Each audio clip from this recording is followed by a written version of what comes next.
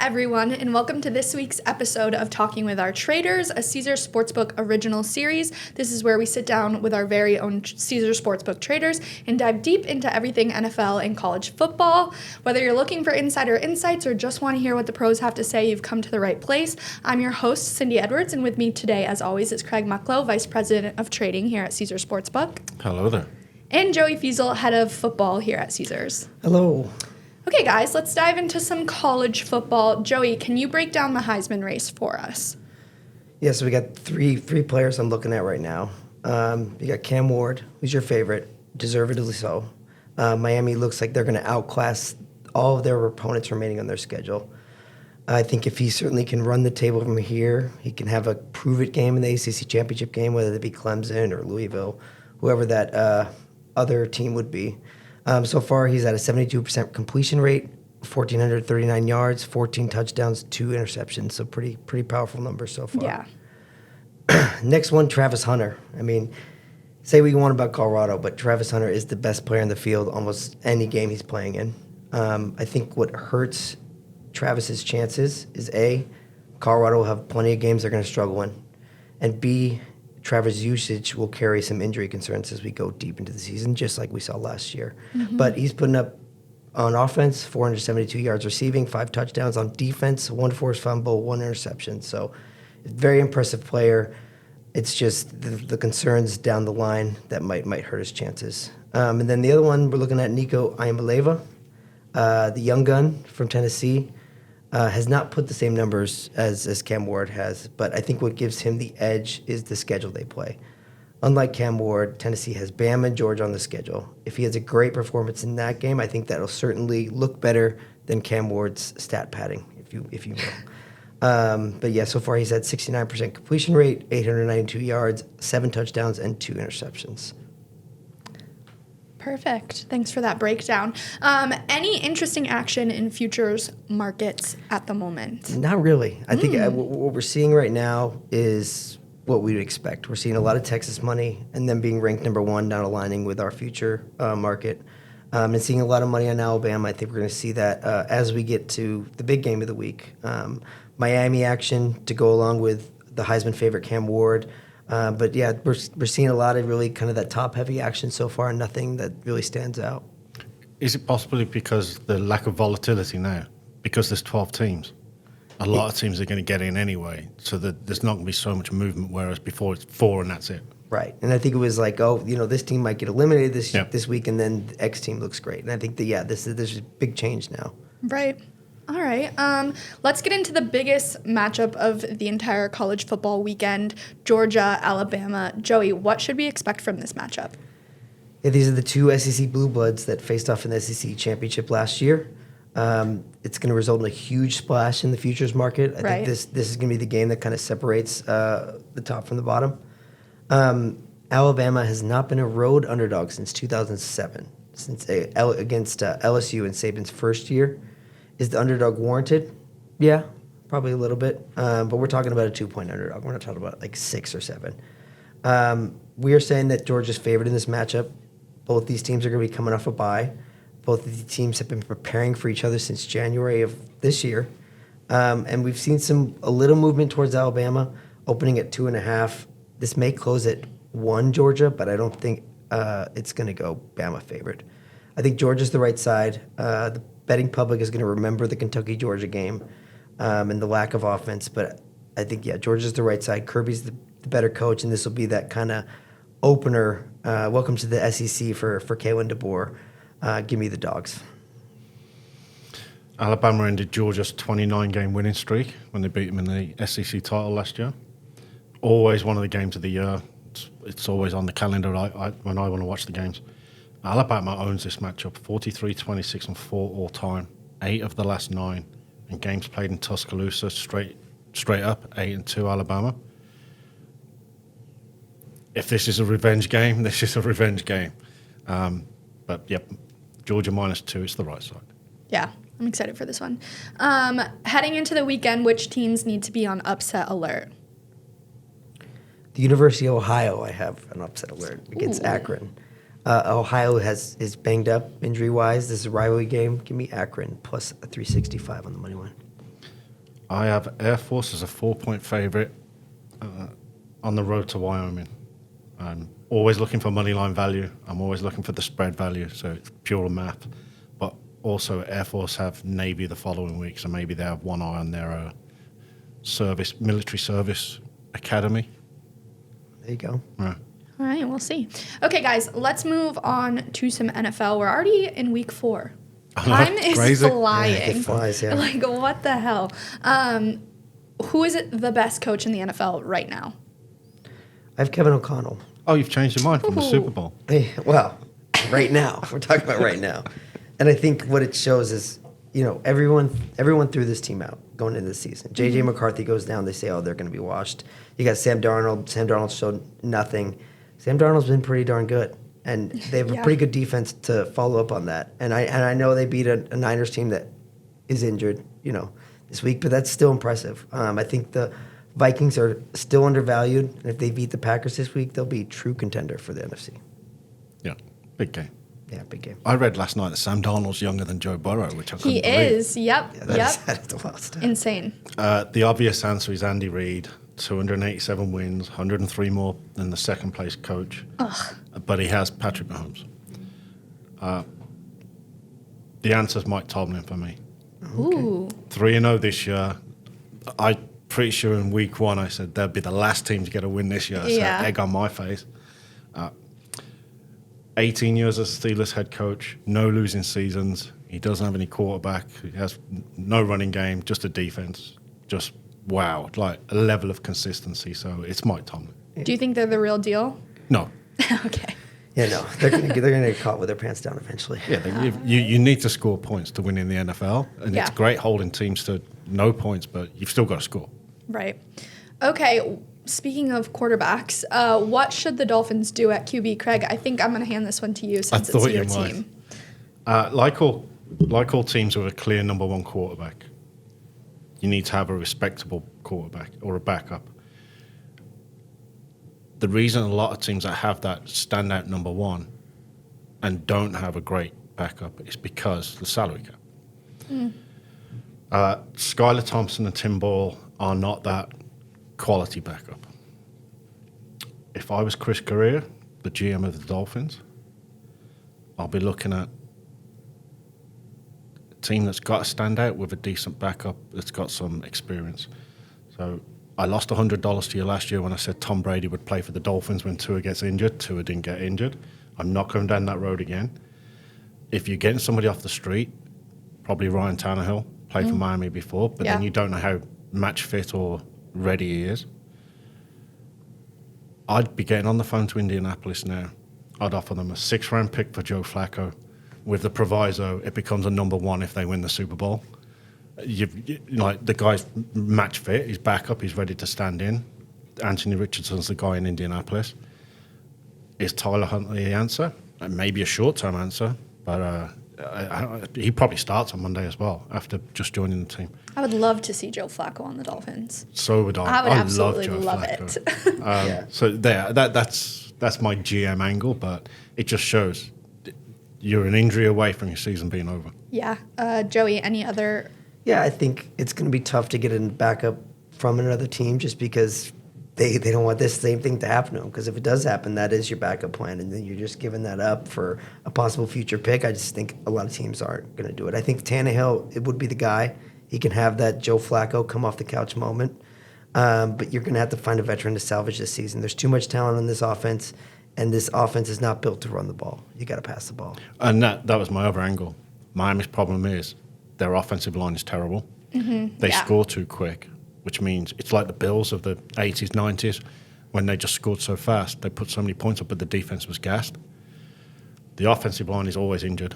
And then Skylar Thompson at the weekend, they had 2 Hail Mary opportunities at the end of the half, and he never even threw the ball. It's like throw the ball in the end zone. Yeah. I mean, that score was not reflective of the game. The Seahawks blew them out. You called it correctly. But too many offensive penalties, the team's in trouble. Yeah, big time. For sure.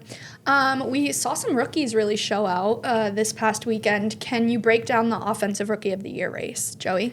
So I got the 3 favorites again. We'll talk about Jaden Daniels. Jaden really had his come-out game. Yeah. Very accurate throwing the ball, although he's throwing a lot of underneath, a lot of screens, so it's kind of padding that completion rate. But isn't that how he won a Heisman? Yeah, it's true. But that dime in the end zone when he was under pressure was an epic throw. Beautiful. And especially when we're so desperate for good quarterback play right now. So he's the clear favorite and deservedly so. Whether he continues or not, we'll see. But I think having Kingsbury as your OC has been very beneficial for Jaden. Malik Neighbors, been a target machine. Yeah. 2 touchdown scorer in the game against the Browns. Makes sense that he will be a superstar. The New York Giants may have just signed the next OBJ. But the problem I see is he's playing on a bad team. And the division could be more competitive than expected, but I think it can go downhill. And especially his odds will probably fall if Jaden continues to ball out. And then number 3, Maserati Marv. He had his 2 touchdown game last week against my Rams, but had to settle with just 1 this week. Again, a less than average team, but I think this team, when they hit their stride, have a very high ceiling. He has the benefit of playing in a dome. So I think Marvin Harrison's that deserved 3rd spot. Of the quarterbacks, it's obviously Daniels. Yeah. He's also got 3 rushing touchdowns and leads all the rookies in rushing yards as well. So he's versatile. He's an injury away, though, because he's not well built. Yeah. Of the receivers today, it's obviously Neighbors of the Giants. He's got 271 yards, almost 100 more than Marvin. Another 100 yards better than Brock from the Raiders. 62% catch ratio. Harrison's only got 45%, but obviously these are shorter passes as well. He's been targeted 37 times versus Harrison's 22 times. Like Danny Dimes only sees 1 receiver. Yeah. He also leads the league in red zone targets 5 times with 3 receptions, and he's caught 3 touchdowns. Sooner or later, teams will take away Neighbors, and then the Giants have problems, and then Marvin Harrison becomes the better of the 2 wide receivers because exactly what Joey said. In a dome, better offense, better team. Yeah. So I think for a week or maybe 2, it'll be Neighbors, the second pick, but Maserati Marv will take over. Excited to watch them continue to play. We saw the Panthers get a win over the Raiders last week. A pretty dominant win, if I do say so myself. How many wins will the Panthers get the rest of the season with a healthy Andy Dalton? He seems to be a game changer. If I was going to offer a line, it'll be probably 3.5 over or under, and I'm guessing there'll be a line outside my office of all the traders trying to max bet the under. I could see 3. 4 struggled, but you've got to put a line up. Let's not drink the Kool-Aid because they beat the Raiders. This is the same Raiders team that lost to Baker Mayfield getting off a plane with the playbook and beating them. Yeah, true. No surprise. We thought there'd be turmoil in the Raiders organization. He's already calling out the players already about business decisions. Yeah, wait. So do you guys have any clue who that was about? I can't say. Okay. Probably not the best. I'll tell you Let's what. speculate on that. That's the road I'm going. Well, I mean, at least somebody's making some good business decisions in that organisation. It was a wild conference. Yeah, but the answer to the question is a healthy Andy Dalton. Yeah. Yeah, very true. No, and that's contingent on, I think, on exactly it. But math-wise, we're looking at 4 or 5 extra wins. Okay. And I would take that line of traders taking the under 3.5, no problem. Because I think the Panthers, I had high hopes for the Panthers. Obviously, it wasn't with Bryce. They bring in Andy Dalton. He has the benefit. He may have gotten the benefit of working with Canales in the offseason. They look like a completely different team. Yes, it was the Raiders. So I guess we can not overreact, but I still have. They can definitely get to 4 or 5 wins more. Good spots for the Panthers and the Red Rifle are the Bears, Commanders, Giants in Germany, Bucks at home, Cardinals at home. Not Denver. That was like fringe, but the good spots that I was looking at least that I'd be looking at the Panthers would be those spots. But they do have a chance to build up on momentum. But again, it was just the Raiders. So let's slow down a little bit. And my line is 3.5 more wins now. It's 4.5 if you include the win he's got. All right. Good clarification there. Let's go to the Craig special. Favorite week 4 game for the total to go under? How good was the Craig special last week? I picked the game that had no turnovers, no punts, the first time in 84 years. Genius move. Steelers and Colts under 40. I make this 36.5 on my numbers. A bit of value. And then there's a little bit of secret sauce that's going into this one as well. Oh, it's a secret sauce. Love to get that secret sauce.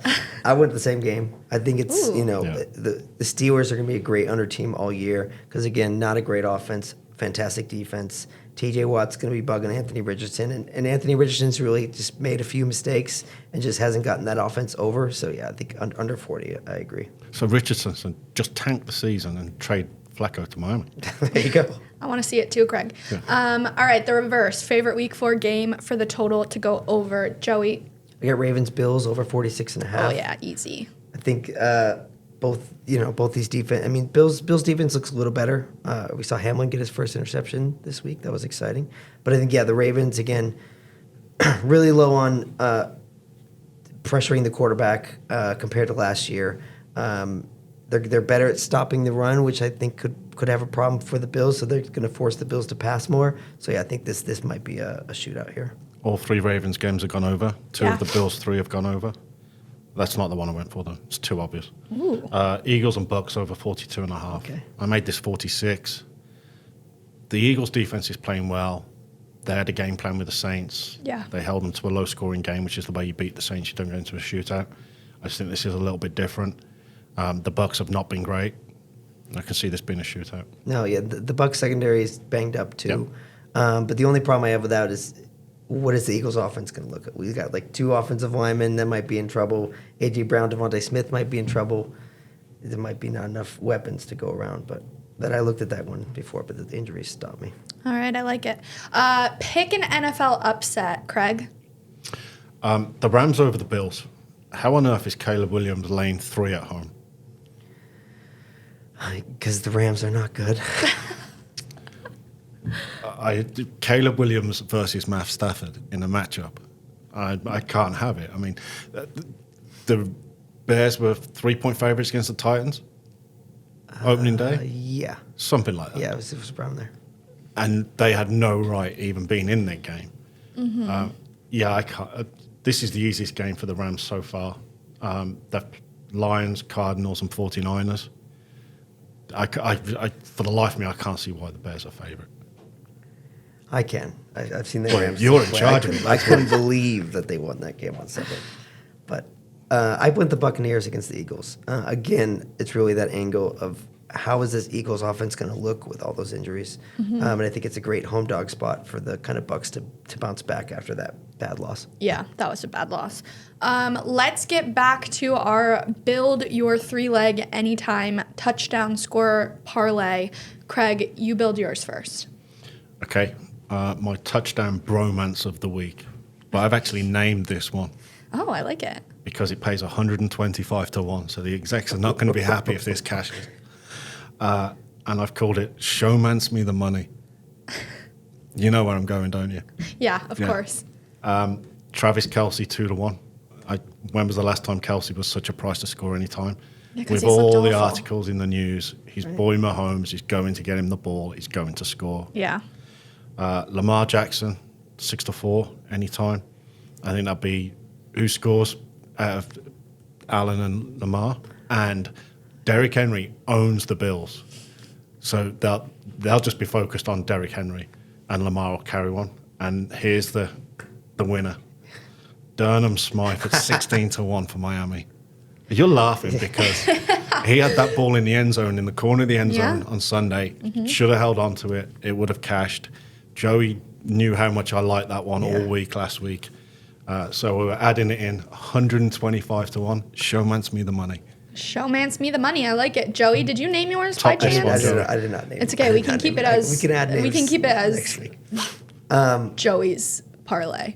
I went to the tight end as well. Start mine out. Cole Kmet, Chicago. He might be Kayla's really high target. And again, I'm really not high on that Rams secondary. I think when we get to the red zone, he's going to get some targets. He'll get in the end zone.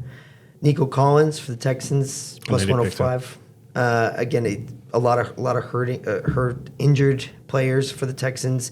He's going to be their main weapon. He is his favorite target, so I like him to get in. And then Bucky Irving for the Buccaneers. They're going to feed him the ball more. I think this is going to be the value price, probably plus 188. So I got 24 to 1. I was a little nervous of putting 100 to 1 just in case I somehow was a blind squirrel for a week. I like it. All right. If anybody else likes either of these parlays, reminder that you can tail either one on the Caesar Sportsbook app. Yeah, good luck with that. Overreaction or not time, guys? Yeah, why not? So Overreaction or not, the Cowboys should have hired Bill Belichick. I think it's an overreaction. I think a Bill Belichick takeover would not fix the Cowboys for this season. They'd be going straight into kind of a rebuild mode. Belichick is the kind of coach, he wants to do it his way. So there'd be a lot of changes. So could he come in at the end of the year, in January, February? I could see that, but I don't think it was the right call to do this year. This is a business decision. It's an overreaction, but the business decision is Mike McCarthy's on his final year of his contract. Yeah. He's out end of the year, regardless. You don't have to pay him compensation. Dallas have all the weapons. The only thing Dallas are missing is the registration on their car. The Cowboys' problems are higher up in the organization. Belichick coaching next year in Dallas is more likely for me because it gives him the win now chance and to beat Shula's record for the wins. I read an article about the possible Jaguars, but he's not going to be interested in a rebuild. He's going to want a team that's pretty much got the fundamentals. Yeah. Right. The only problem you're going to see is there'll be a clash of ideas between the owner and the coach, and sometimes that puts somebody off. Why would you want to come out of retirement? Wouldn't surprise you, would it? Grade A television. Yes. But I think they almost complement each other because Bill Belichick doesn't want to talk at all. He doesn't really care about anything besides football. And Jerry Jones just wants to talk to the media at any chance he gets. So I feel like they almost complement each other. Well, I think the first fight will be between Jerry Jones and The Bill business Belichick's decisions. dog on who makes the draft picks. Yeah, fair enough. Overreaction or not, Josh Allen is the best player in the NFL right now. No, I don't think it's an overreaction. I think this pains me to say. I'm not the biggest Bills guy. Everybody knows that. Yeah, but very with true. the lack of quarterback play and really the offensive coordinator, Joe Brady, for Bills, just being a mastermind. I mean, that Monday night matchup, he just had that defensive coordinator in the spin cycle. So, yeah, I think Josh Allen right now may be the MVP. It pains me to say it every time, but in an NFL where quarterback play is not the greatest, he's looking like the best right now. There's only one person two people that thinks this is an overreaction. Wasn't Josh Allen the one voted by his peers as the one most overrated player in the league? He was. So he's got all the bulletin board material he needs. However, they beat Arizona, and then they beat two bad Florida teams. So even Joey would look good playing for the Bills against the two Florida teams. Patrick Mahomes is still in the league, and T.J. Watt is still in the league. T.J. Watt's good, yeah. So one either side of the ball that I'd take ahead of Allen. Okay. T.J. Watt's single-handedly holding teams to 8.6 points per game. Yeah. Get that under it. Yeah. All right. Well, in similar fashion, overreaction or not, the Bills are the best team in the NFL. No, overreaction. The Chiefs have won 9 straight. The last time they lost was Christmas Day last year to the Raiders, of all teams. I was there. I remember. There you go. And you called it. It was I did, and it was very awkward to be there. 6 of those 9 wins have come against 2 against the Bengals, 2 against the Ravens, the Bills, and the 49ers. Those are quality teams if you ever want a quality win. We all know how good the Bills are over the next 3 weeks. They've got 3 straight road games against flat-out contenders, the Ravens, the Texans, the Jets. Yeah. And as Mike Tyson said, everyone has a plan until you play the Chiefs. Yeah, the Chiefs they just find ways every Exactly. week after week, and it's crazy. But I don't think it's an overreaction. I think, unlike the Chiefs, they're dominating their competition. And granted, it is lower competition at this time. And I hope I'm wrong on this take. But I'm really impressed by that offensive coordinator. He's putting in a masterclass week after week. So I'm sold at this point right now. And that pains me to say it. The Bills tend to look good early, though, right? Like, that's their thing. September games are pretty strong. Last year they struggled. Oh, okay. And then they really had a But good then run. the schedule got real soft for them. Yeah. All right, we will see. Overreaction or not, the Bears will regret passing on Jaden Daniels. Overreaction. They'll regret not trading out of the number 1 pick like they did the time before. Stockpile more draft picks, because if you'd have traded out, Jaden Daniels would still have been on the board, or Michael Penix. So there were still 2 decent quarterback options. And it's such a crapshoot with the number 1 pick. You either hit it great or miss it, and you go into not a great team. Get some talent around you, get the defense built up, build the offensive line. And as you saw, when they traded down, they ended up with the number 1 pick because Carolina bought all the way up and overbought the pick. Right.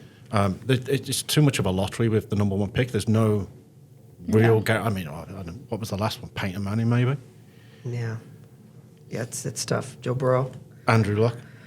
I think overreaction as well. I think Jaden, he had one great game, but I think one thing that Jaden has is the benefit of Kingsbury as the OC. I think one thing the Bears will regret is the hire of Shane Waldron at OC. Mm-hmm.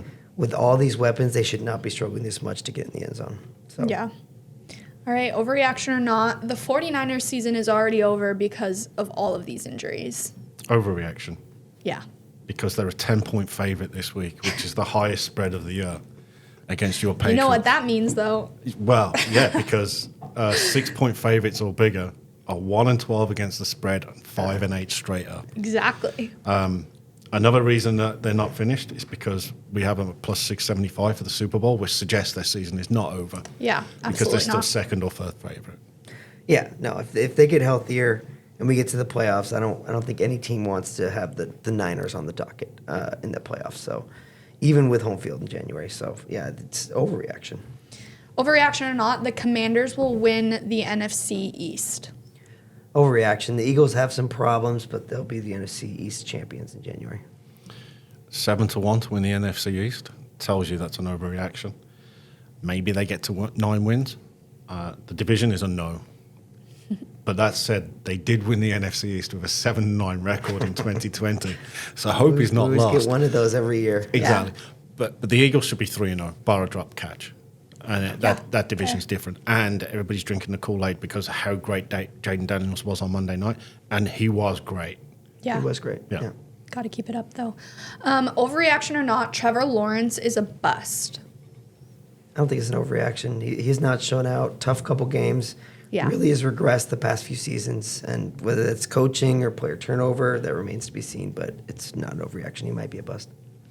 Overreaction. In his career time frame against comparable quarterbacks, 5th in completions, 7th in passing yards, 16th in touchdown passes. Mm-hmm. On the flip side, he's 3rd in picks, so he's not careful with the ball. Would I like Trevor Lawrence behind center this week for Miami? Of course I would take him. But also, how good did Trevor Lawrence look when he was in front of us in that restaurant queue at the Super Bowl week? I mean, he looked $1 million. Yeah, we must have literally jinxed him or something. It must have been eat with Cindy and Craig and you're going to look career's awful. over, exactly. Absolutely. Overreaction or not, the Rams should trade Matthew Stafford. Overreaction. It makes no sense. Although I would love for the Rams to start the rebuild. Right. Trading Stafford would only hurt the Rams. It's just not beneficial money-wise, so... I'll give you a 7th-round pick and a conditional first if they win the Super Bowl. Overreaction. The guy's lost all his weapons. And he still managed to win last week. No, 100%. Yeah, it's overreaction. Overreaction or not, Travis Kelce should have retired last year. Do you think the second most talented woman in the world would want to date a retiree? Yes. Okay. The guy's in love. Let him enjoy it while it lasts. He's an absolute lock to score this week. Yeah, and, is he still getting paid even though he's not a top tight end? Yes. And by Amazon. Yeah. But he's getting paid for many more things than playing. Yeah, his podcast, the millions. podcast deal. Yeah. $100 million, 3-year deal. But isn't a lot of when you look at players' earnings, most of it is on endorsements. Yeah. Yeah. Absolutely. Yeah. And he's got a ton of those as well. A lot of those as well. I just think it would have been cool if he retired with his brother. I mean, I understand. No, because then you have to share the same Hall of Fame Yeah, induction. that'd be sick. Oh, yeah. That'd be amazing. I don't know if they feel No, that you want way. the You limelight. don't think? No. You want to... Okay. When Joey It's a gets pride thing. when Joey gets inducted into the Sports Betting Hall of Fame, I'm not sharing the stage with Joey. Let him have his time. Fair enough. Before we dive into this week's matchups, it's time for everyone's favorite forecast, Craig's Weather Watch. Craig, what games are on Weather Watch this weekend? There's a lot of rain this week, especially with Hurricane Helene hitting Florida. Yes. So be mindful of those. Wind, Rams and Bears. And it's a low total anyway. I've got an eye on Colorado UCF. Heavy rain at the start of the game, leading to thunderstorms later, so it might be a play on the first half under. And we'll just see how bad the impact of rain. You're asking me on a Wednesday for weather on a Sunday, and I'm not a weatherman. So, and there's extreme heat, Arkansas, Texas, A&M. Those are the three that are on my radar. Awesome. Great. Let's get into some game previews. We're going to start with Cowboys-Giants, a division game. Both teams are 1-2. Joey, break it down for us.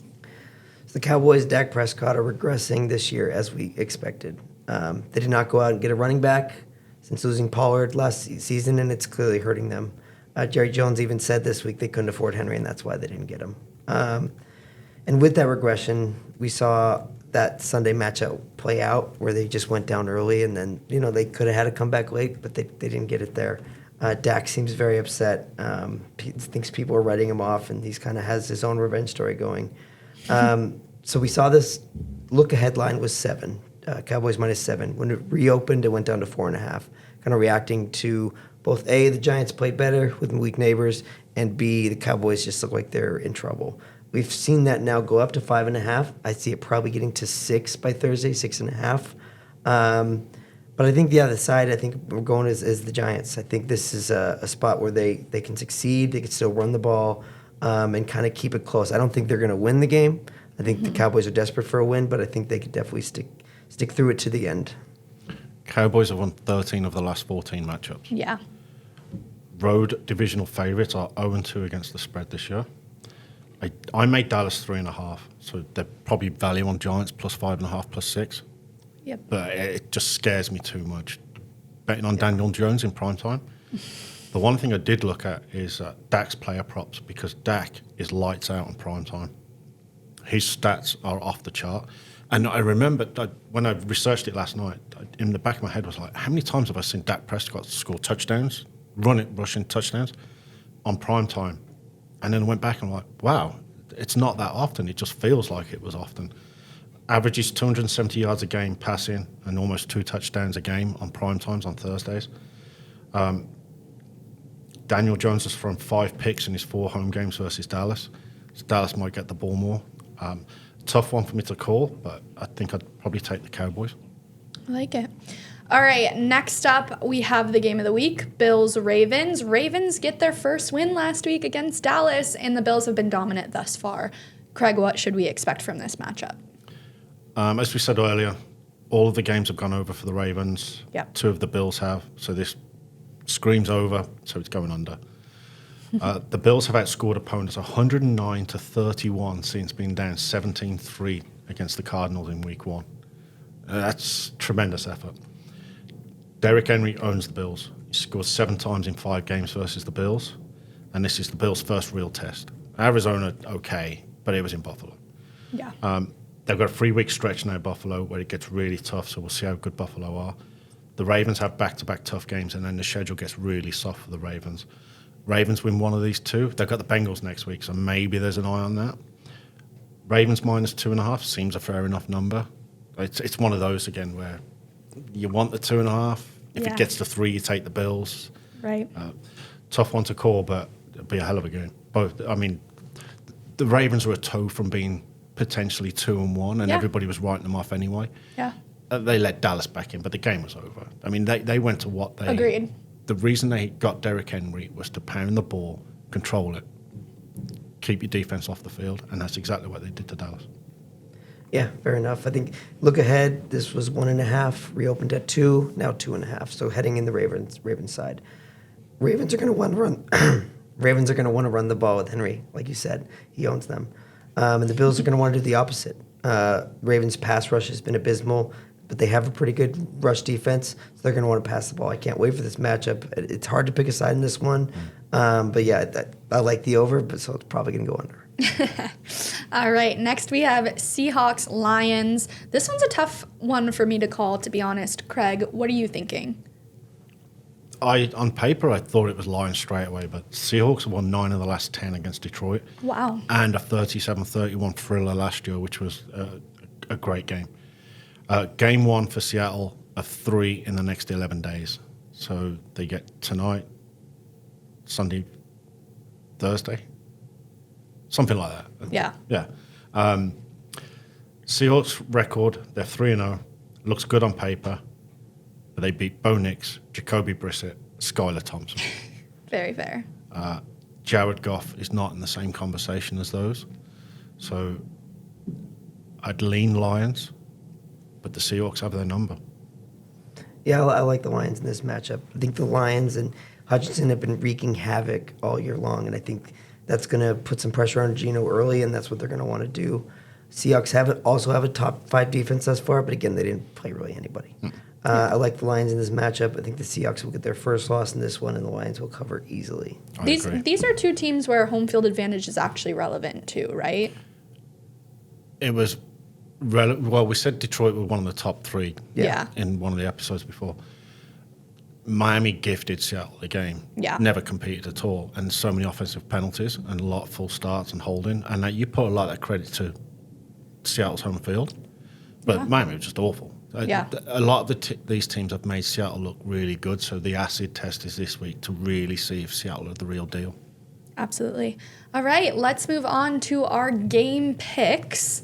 Craig, do you want to give a overview of where we stand right now? Joey 4, Cindy Yes. 3, Yes. Craig 1. All right, And I am all not looking talking good. trash ever again before my result is in. Yeah, you really got to stop My first doing half that. under was at 21. The line was 31.5, and there was a minute left, and they scored 14 points. Yeah. So that never again. This week I have Colorado UCF first half under 32.5, purely just a weather play. And my NFL Steelers Colts first half under 19.5. Ooh. Fun. Yeah, rough week for me last week going to on It was to bound to Cincinnati. happen. Right, we gotta move forward. So I got 2 games. College, I'm going back to the sides. They're not just for dinner, Greg. They are. No. Pac-12 after dark. Give me Wazoo +8 against Boise State. Simply too many points for what I expect to be a very close game to the very end. And those Pac-12 after dark games are always great. And Boise State's gonna be going to the Pac-12, so it'll be even more fun. And then on the NFL side, I went Cardinals -3.5. Commanders are bottom 5 coverage and a pass rush team. We saw the Cardinals carved up the Rams at home. I expect to see the same there. Give me the Cardinals -3.5. I like it. For college, I'm going Indiana -7. I think there's some love there, which actually scares me, but we'll stick with it. And then NFL, I'm going Chargers +8. QB questions there scare me a little bit, but it's the Chiefs. It's probably going to be a close one. All right, guys. Anything to say before we end today's episode? Good luck, and don't bother following my picks. I'm 1 and 5. Or fade them. Either way. Yeah, maybe just fade them. All right, guys. Thank you again, and goodbye. Thank you.